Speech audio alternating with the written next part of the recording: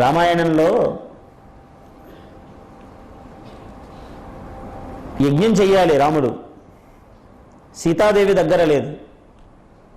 ధర్మపత్ని లేకపోతే యజ్ఞానికి అనర్హుడు ఏ పురుషుడైనా. ఒక యజ్ఞమునకే కాదు, దాన ధర్మ యజన యాజన ఏ పనులకైనా కూడా ఆమె దానధార ఇలా పోస్తే తప్ప ఆయన దానము ఇవ్వడానికి వీల్లేదు, అది చెల్లదు అన్నారు. అప్పటి ధర్మము ఇప్పటి చట్టము అనుకోండి, ఏదైనా ఒకటే. అందుకని ఆయన బలిచక్రవర్తి దానం చేసేటప్పుడు కూడా విప్రాయ ప్రకటం వృతాయ భవతే విష్ణుస్వరూపాయ వేద ప్రామాణ్య విదే త్రిపాద ధరణీం దాస్యామి తుభ్యం.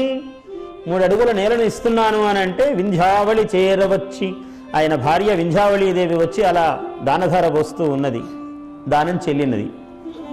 అలాగే దానం చెయ్యాలి, యజ్ఞం చెయ్యాలి అంటే భార్య ఉండాలి. మరి సమీపంలో లేదు కదా, ఏం చెయ్యాలని మునులను అడిగారు. రాముల వారు అడిగితే ఆమె ఎలా ఉంటుందో అంత ఎత్తు బంగారముతో సీతాదేవి గనక ఉంటే మీకు అనుమతి ఉన్నది యజ్ఞం చెయ్యడానికి అన్నారు. బాగానే ఉన్నది. రాముడికి ఏం కొదవ, చక్రవర్తి ఆయన.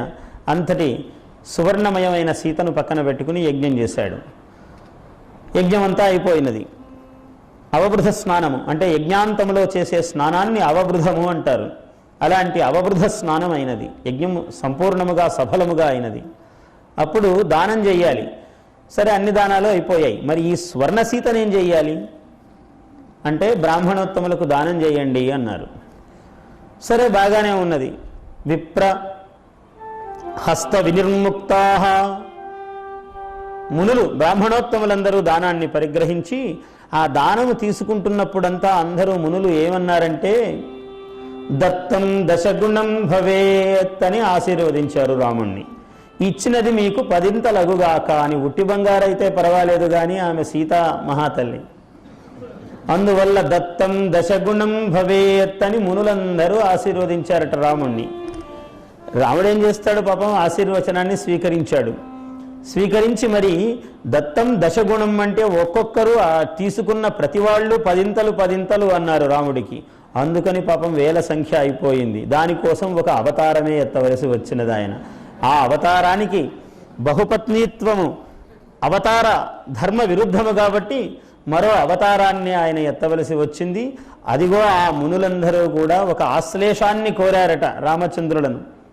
అడవికి వెళుతూ ఉంటే, మహాత్మా నీ విరహాన్ని మేము భరించలేం, మేమందరం వస్తామన్నారట. నేను అరణ్యాలకు పోవడం అనేది ఎలా అవుతుందయ్యా, మీరందరూ వస్తే మళ్ళీ అవి ఊళ్ళు నగరాలు అయిపోతాయి, ఇంతమంది జనము వచ్చేస్తే, అందువల్ల అలా వద్దు అన్నాడు. కనీసం నీ ఆశ్లేషం ఇమ్మని అడిగారు, నీ కౌగలి ఇమ్మని అడిగారు స్వామిని. తథాస్తు, ఈ జన్మకు సాధ్యము కాదు, మరో జన్మలో చూద్దామన్నాడు.